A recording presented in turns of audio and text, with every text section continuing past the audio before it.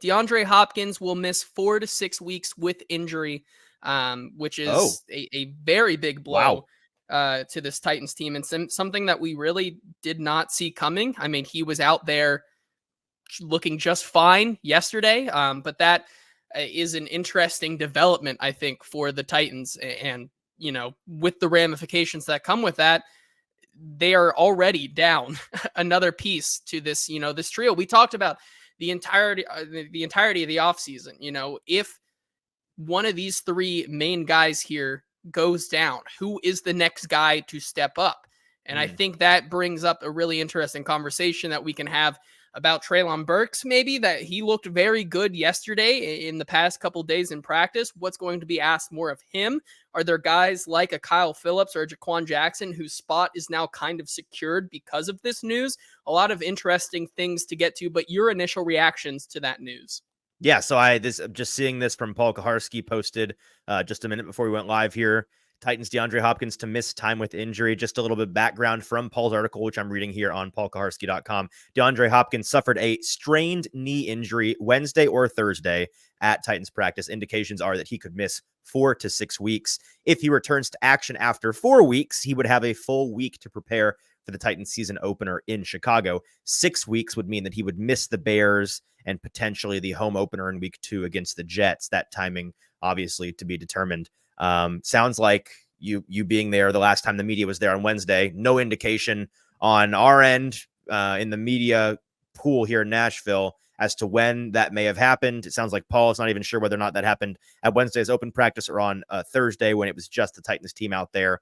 But a big deal for sure. And what it makes me think about first and foremost is the parallel between what the Titans are currently dealing with on the defensive side of the ball in the secondary, the guys guarding the receivers, those cornerbacks that are having to, one, manage an injury and one currently dealing with an acute injury where he's out for a little bit of time. Now the Titans dealing with a guy on the other side of the line and a receiver not being out there. And like what we've talked about the past couple of shows with Chido Awuzie and L'Jarius Sneed not being out there all the time at training camp, the silver lining is you're going to be given a lot more opportunities if you're a guy down the depth chart, if you're a Jarvis Brownlee Jr., if you are just blanking on names here. Trey Avery, Gabe Judy Lally. Yes, thank you. Any of those guys. Any of these guys down the depth chart at the cornerback position, you're going to be getting a lot more reps in this training camp period. The same goes for these receivers now. Like you said, Treylon Burks should be getting a lot more time with the ones. I would imagine you see more of Jaquan Jackson. I would imagine you more than just seeing more of a Kyle Phillips. Like you mentioned, not to prey on teammates' downfalls at all, but this opens the door for sure. Those guys that are on the bubble that we've talked about, okay, for sure DeAndre Hopkins and Calvin Ridley and Tyler Boyd and Treylon Burks, they're all making this team. We're pretty certain NWI making this team. We're pretty certain Jaquan Jackson draft pick going to be the kick returner making this team. There's 6 guys right there. Well, one of those 6 guys now may very well not be available for you at the beginning of the year.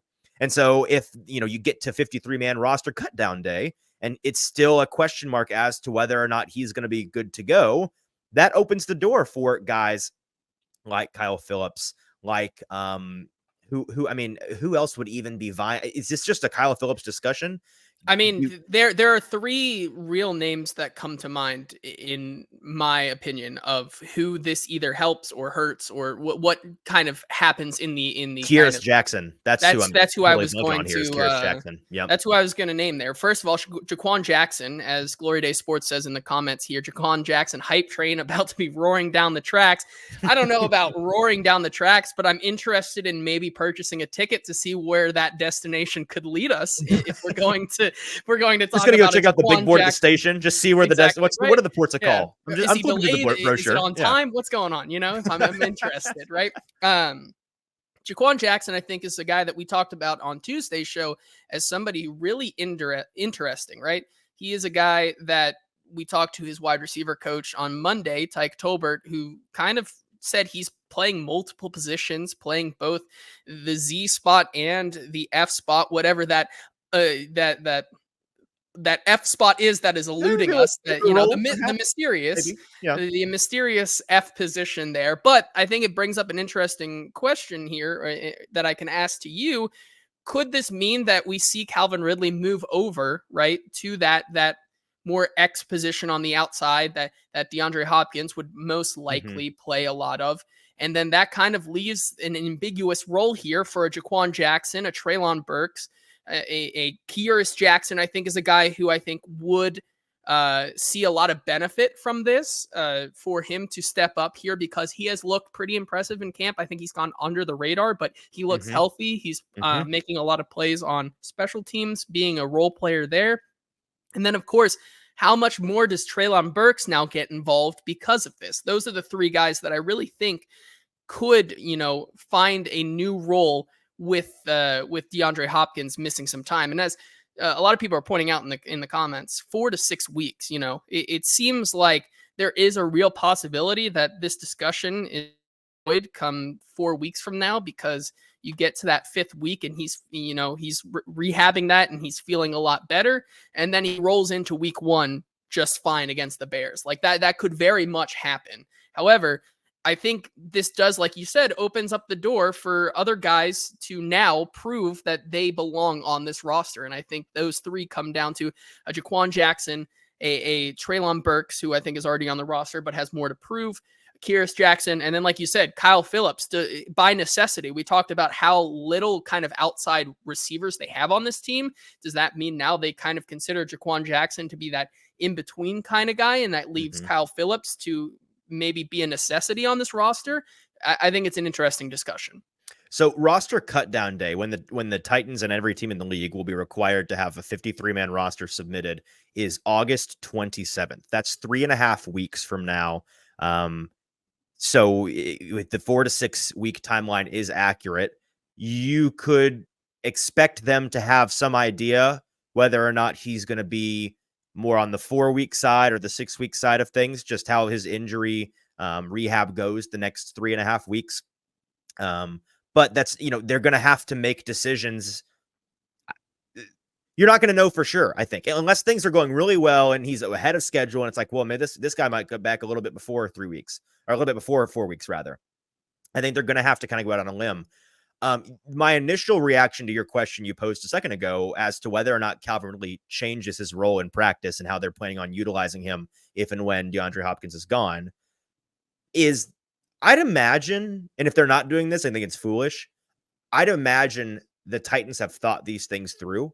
One of the biggest boons to this receiver core, which there's a lot of positives, like you could argue the Titans starting 3 receivers you can put up against pretty much any other group in the league. But the biggest knock is these guys are old. And yes, they're veterans. They have a lot of experience under their belt, but they are older, and that comes with more injury risk. And so I think any responsible coaching staff would have at this point already thought through the contingency plans. Okay, if and when this guy goes down, how do we want to shuffle the deck? If and when this guy goes down, how and do we want to shuffle the deck? Like you need to have that plan in place and not just be making it up on the fly. And so I think, one, they probably already have a plan in place for this. And 2, I'm going to guess, and I'm reacting to this in real time. Maybe I'll change my mind as I think more about it. But I'm going to guess that Calvin Ridley's role, as defined by the team, doesn't really change. I think you're just going to see a lot more Treylon Burks all of a sudden, at least in camp. I think if the plan was, and this is our assumption based on what we've seen, is you're going to have Calvin Ridley really moving around all over the place, not sticking to a specific spot on the field where he lines up. And then DeAndre Hopkins is going to be more of that traditional X. They're all going to move, but he's going to line up outside a little bit more often than Calvin Ridley. I think you're just going to see Treylon Burks as that natural X build. Well, we'll just line him up outside in that role most often, and we'll keep Calvin Ridley where he's at. My question to you, JT, is, and we've talked to some folks that are some buddies of ours at training camp. We had this discussion earlier this week. Are we missing the forest for the trees? I think the number one name that this benefits is Kyle Phillips. Don't get me wrong, but we've seen this happen before, where the Titans have a sudden unexpected need at receiver heading into cutdown day, and they decide to keep one more than people were expecting. And that one more they decide to keep, his name is Mason Kinsey. I would not be super shocked, especially based on what we've seen from him and how they've used him in training camp so far. If he is the guy, what would I take him over Kyle Phillips if they're both healthy? No, I would not. But I do think they see Mason Kinsey as a slightly more versatile player in terms of where you can line him up and what kinds of routes he may be able to run with some effectiveness. And I would imagine they see him as a more durable player based on the fact that he's been durable and Kyle Phillips is not. So how floored would you be if we got to roster cutdown day, they end up keeping an extra receiver than we were planning on? They keep 7 instead of 6 because of the DeAndre Hopkins injury. And it's Mason Kinsey instead of a Kyle Phillips or instead of anybody else on the Titans roster. I think you saw my face when you said his name and caught me off by surprise. But then I do remember we were having this discussion, and there is some merit to this discussion. Should we out the person whose idea this was? I don't want to do that. I don't think we should. Well, you know what? If it comes to pass, we will give them credit for it. We'll give them credit. I don't want to. We don't need to put them out there like that right now. There are, and this is once again something that we can't really discuss, but there are signs in training camp that we've seen that tells us that this team may like what they're seeing out of Mason Kinsey a lot more than they like what they're seeing out of Kyle Phillips from some of the things and some of the ways that they're deploying these guys in training camp. And so calling back to that discussion that we had with a couple people here at training camp and just knowing what we've seen so far, this year I wouldn't be that surprised, especially if they are liking what he's doing on special teams. And there's been a kind of discussion about philosophy with where you're going to deploy your guys come the regular season, with them playing, actually on the offense and guys who are just more special teamers.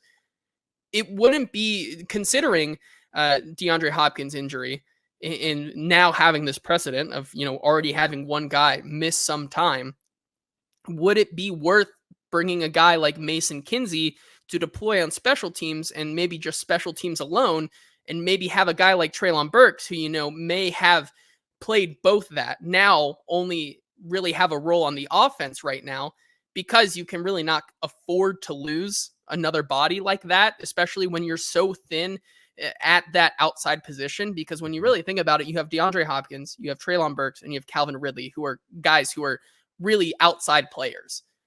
After that, you can talk about a Trayshawn Harrison, you can talk about Sam Schnee, people that are saying this in the comments right now. You can talk about Akirus Jackson, like Bryce Oliver erasure. Bryce Oliver, yeah. The point is there's not a lot of guys who can play multiple positions, and so having a guy like Treylon Burks, who now becomes so important because they have a limited amount of guys who can play the outside, at least competently.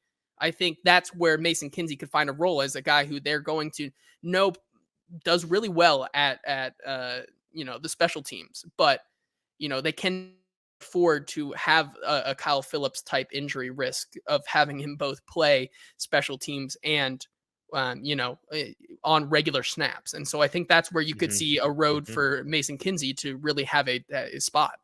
I think you nailed it there. And we can put a bow on this conversation and get to the actual planned portion of today's show. But the special teams element is the key. And we often fall, I think in real time just now, I was falling into this trap. We fall into this trap of when you need to add a guy at the bottom of the depth chart to supplant a guy that you're missing at the top of the depth chart. We forget that unless that group is really, really, really razor thin, and you expect that last guy in to get meaningful playing time on offense or on defense, the coaching staff is going to look at it from a perspective of, okay, who can be insurance for us, break glass in case of emergency guy, but ultimately can be an extra special teams body for us to justify keeping a 7th receiver on the active roster. Because you're not cutting D-Hop, right? Like if he goes into the season on IR, he has to miss 4 weeks.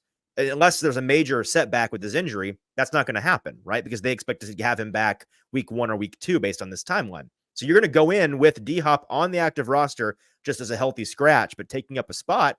You need that theoretical 7th receiver, if you keep one because of him, to do something. And that's why I think that even further bolsters the case of Mason Kinsey, or, I think a Mason Kinsey type or a Akirus Jackson type, to be fair. Both of those guys are plus players on special teams, whereas Kyle Phillips just hasn't proven to be that guy necessarily. And so that could absolutely give him the edge. Before we move on, anything in the comments as folks have been reacting to us with this that we need to bring up? I'm seeing a lot of opinions on the one. The one Sam is Sheeney. Same thing yeah. is on Mason I would say Kinsey. the one thing to end off this conversation is Cooper kind of points out, I know he had a wrap, but looked fine. And TJ asking, did he leave practice early any this week? No, I did not see him leave early. I went back to one of our TikToks where we had a video of him one-on-one. He did have a wrap on, I guess, maybe it's the other knee, maybe it's not. He had a wrap on one of the knees yesterday during both individual and team portion. Mm-hmm. Could that have been trying to manage it and something went sideways? Possibly, but there was no indication from me out there looking at him that he was, maybe favoring that leg or anything like that. Like, he looked like he was a full go yesterday. So, hey, you made it to the end of the video. Thanks for that. Want more of the latest from the Hot Read podcast? Subscribe to the channel right below. And follow us on Twitter, TikTok, and Instagram @HotReadPod for even more segments, clips, and announcements.